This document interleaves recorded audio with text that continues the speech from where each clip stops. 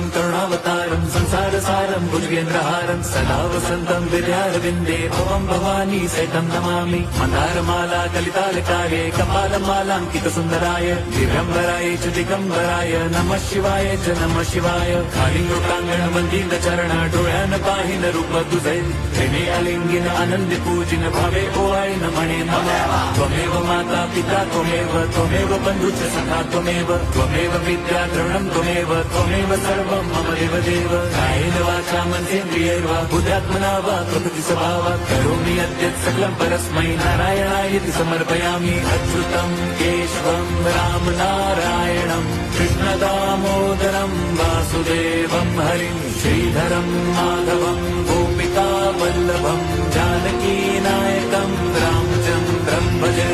हरे राम हरे